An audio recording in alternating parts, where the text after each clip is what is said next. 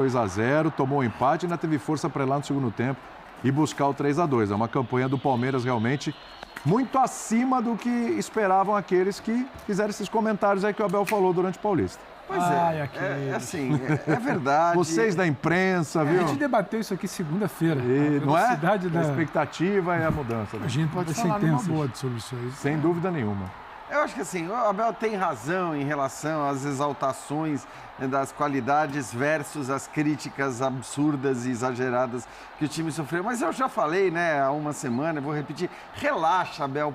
Ele precisa relaxar um pouco, porque realmente deve estar fazendo mal para ele, ele inclusive. não desfruta, é impressionante. Acho que ou ele passa a ouvir, sabe, quem trabalha com um pouco mais de equilíbrio, sem a coisa tão emocional ou sem aquela necessidade de repercutir, porque a necessidade de repercutir faz com que, de fato, tanto exageros quanto críticas sejam exageradas. Hoje, mais uma vez, ele merece elogios. E acho que ele merece elogios porque foi muito na estratégia, né? Foi muito nas escolhas que ele fez, com a escalação, né? Inclusive tendo vários desfalques, sem zagueiros, ele acaba enchendo o time de laterais ali. Ele tinha 3 laterais e 2 deles jogando o tempo todo, ou quase o tempo todo, como zagueiros. Então ele monta uma linha de 5 lá atrás.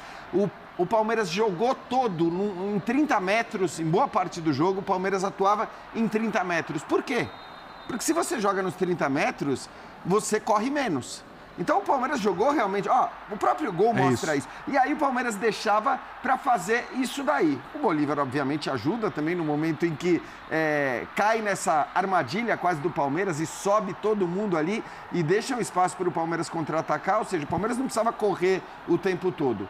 O que o Palmeiras precisava fazer era, na hora que ele conseguisse roubar a bola com aquelas linhas tão baixas, jogando numa metragem pequena do campo, acelerar. E o Palmeiras acelerou e teve uma noite de Evair do Flaco Lopes. Aí, o pessoal do site estava aguardando esse momento. Porque foi absurdo, assim. Realmente. Dá pra você falar quando abrir a câmera? Isso, por favor. Não precisa. Vai bem pro Instagram. Eu falei, veja bem, eu falei que ele teve uma noite de Evair. Foi absurdo, realmente, o que fez. O nível de atuação do Flaco Lopes hoje foi um negócio da melhor... Para mim, ele disse que não, mas para mim a melhor partida que ele já fez pelo Palmeiras. Certamente. Isso ajudou. Enfim, o Palmeiras acaba conseguindo uma vitória, inclusive num momento em que parecia muito improvável esta vitória, porque no segundo tempo os caras estavam morrendo, mas morrendo num nível, era tão claro, era evidente. Basta ver os 2 gols. Exato. E o Abel falou de questão de posicionamento, mas também você pode atrelar isso a uma exaustão, né, Jean? Completamente. 2 bolas pelo alto. A expressão... Bom, primeiro que o Estevão estava no final do primeiro tempo, ele desaba na hora que o juiz apita e começa a vomitar. E depois ele pede para sair no segundo tempo. O Facundo Torres, eu não sei como o Abel demorou tanto para tirá-lo, porque você via que ele estava morrendo. Porque ele estava acreditando naquela assistência que ele deu pro gol terceiro. Pois é, e a assistência de fato não foi muito voluntária, mas funcionou, né? Tem, assim, no momento dos gols, eu até fui olhar qual era a posse do Palmeiras. No primeiro gol, a posse do Palmeiras, no 1-0, 20% de posse. Então é 80-20. No segundo gol, 79-21. E o Matheus Carreira, que do DAT ESPN, me passa uma informação sensacional. Foi a menor posse de bola num jogo da Libertadores desde a chegada do Abel. Que daqui a pouco a gente vai ver os números, ele é fenomenal na campanha, na fase de grupos. O Palmeiras ainda subiu, foi para 24,7. Então é uma posse baixíssima com um resultado enorme. Porque esse jogo é um jogo para estratégia. O Abel já falou isso uma vez, ele falou assim, o dia que eu, for treinar outro time, eu sair do Brasil, eu vou ser um treinador muito melhor do que o que eu cheguei, porque quem joga na América do Sul, e ele está sem venda Brasil, América do Sul, você é testado o tempo todo. Olha aí, com o Abel na fase de grupos, tá? São 6 jogos em cada fase de grupos, são vários anos de Libertadores. Tem 27 partidas, 23 vitórias, 2 empates e 2 derrotas. O cara perdeu 2 jogos, cara. Uma dessas derrotas com os reservas contra esse Bolívar. Não era nem reserva, era um time C. Exatamente. Não, o aproveitamento na fase de grupos é de quase 88%. com 82 a média de gols, olha, um absurdo. acima de 3 por jogo. Porque tem várias goleadas aí nessa... A média quase 1 por jogo. Então, assim, a campanha é muito boa. A gente pode, isso que ele falou ali, tem um endereço certo, mas não é pra gente, porque a gente sempre defendeu o trabalho e criticou os afobados, né? Que o ciclo tinha terminado. O fim do ciclo do Abel. O ciclo, né? Tudo tinha terminado. Ele já não quer mais estar ali. Né? E é um processo, né? De um cara que tem o foco, está encontrando o time, ele encontrou um formato. Hoje o time é um time que tem 3 zagueiros, tem uma linha de 4, 2 jogadores pode ser meia, pode ser atacante e um cara destacado lá na frente. Esse é o formato. Tanto que ele vem repetindo sistematicamente, mesmo perdendo um ou outro, esse é o time. Então ele encontrou um formato e adaptações que melhoraram o futebol do Felipe Anderson, o Giai passou a jogar aquilo que esperava dele. Então, era aquilo que a gente sempre esperava. Eu acreditava que ele não tinha esgotado. E adaptações no próprio jogo dentro desse esquema, né? Porque hoje, se você olhar, beleza, é o 3-4-2-1, mas a linha dos 4, no jogo de hoje, se juntava aos 3 zagueiros. Em alguns momentos... Era 5, e no segundo tempo, quando ele fala... Quem é que vai buscar um terceiro gol com não sei quantos minutos na altitude? Time brasileiro que sobe, a gente passou uma semana aqui reclamando de altitude. Exatamente, E de novo ele muda para corrigir o espaço que estava sendo dado ali pela direita. Pela direita não, pela esquerda. Direita que defesa do Palmeiras, esquerda do ataque do Bolívia. Ele muda para colocar o Jair ali para segurar e mantém. Bota para dentro, o Felipe Anderson baixando até o final do jogo. Então é isso, dentro do jogo ainda ele buscando soluções. A gente separou, nosso time aqui separou os 2 primeiros gols. Vamos lá. Um lance desde o início, né? Porque às vezes os cortes...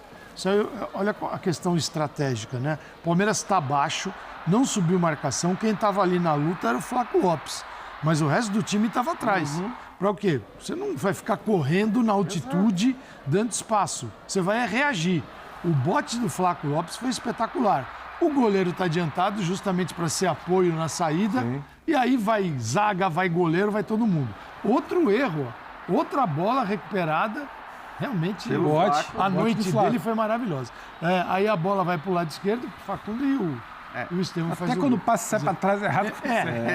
O chatão aqui ia falar, tinha que ter tocado logo pro Estevão, mas tudo bem, deu tudo certo. Quando eu falo noite de Evair, não é nem por esses lances. Tem um lance no segundo tempo do gol que é anulado e corretamente anulado, que é um negócio impressionante o que ele faz. Assim. Mas é um time que ficou mais baixo do que costuma ficar, sem muito movimento. Quando você coloca a linha de 5 ali e fica no 5-4-1, no 5-3-2, o que acontece? O teu time se movimenta menos, cara. Você não bota os caras para correr. Imagina volante saindo para fazer cobertura, para se matar. Você tem que aí na altitude você tem que sobreviver. E eles conseguiram sobreviver e sair com uma vitória. Sobreviveram e venceram. Então foi, sim, a estratégia foi ótima. O Bolívar, diferentemente do que o Bolívar que a gente acompanhou na temporada passada, que era um time difícil de jogar, de enfrentar, estava assim também, né?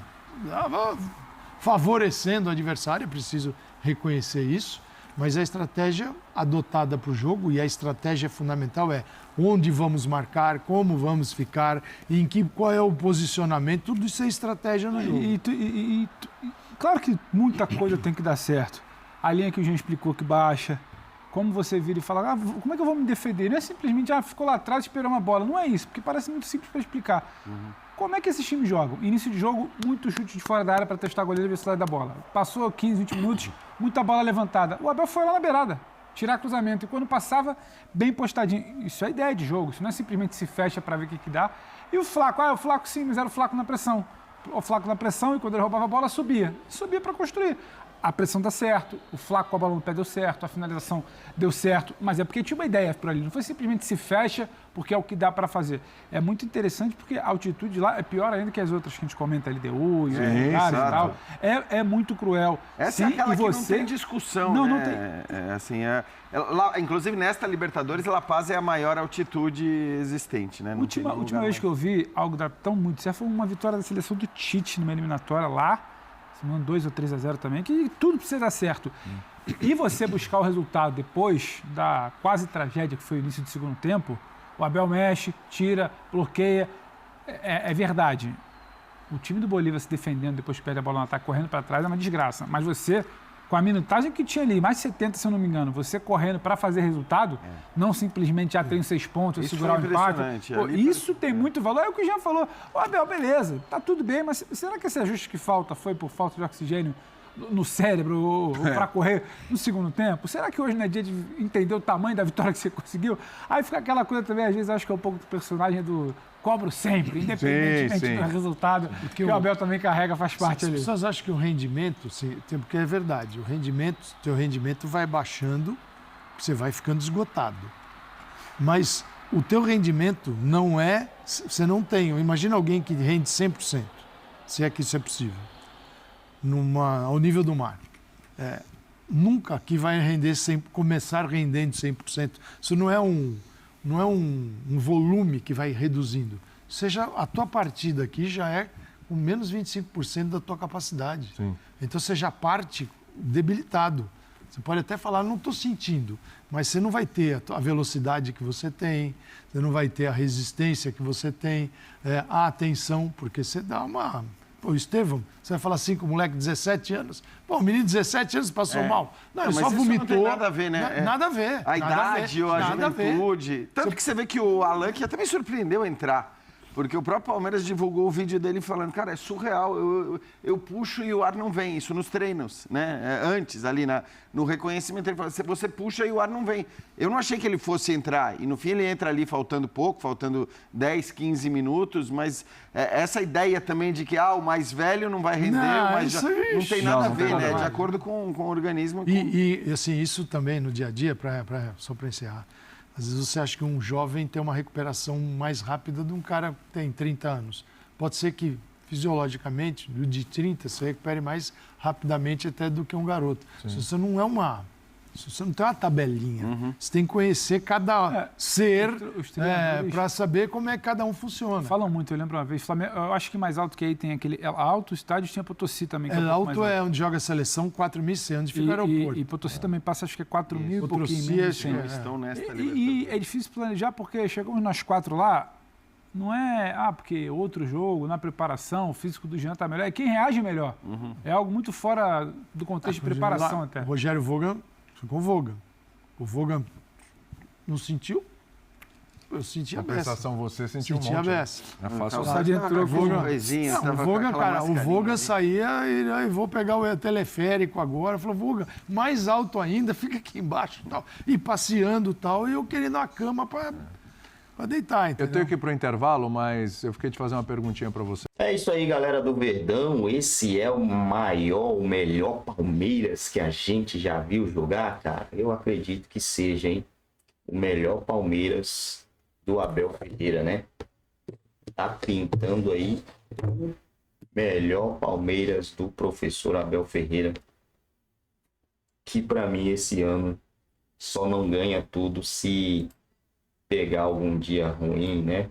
Algum jogo em um dia ruim, um dia que as coisas não acontecem. Isso aí a gente já viu acontecer outras vezes, né? Aquela eliminação para o Atlético Paranaense, onde o Palmeiras foi favoritaço, mereceu a vitória e o Palmeiras acabou não ganhando aquele jogo. Aquilo ali, para mim, o Palmeiras mereceu aquela vitória, mereceu se classificar, enfrentaria o Flamengo na final da Libertadores.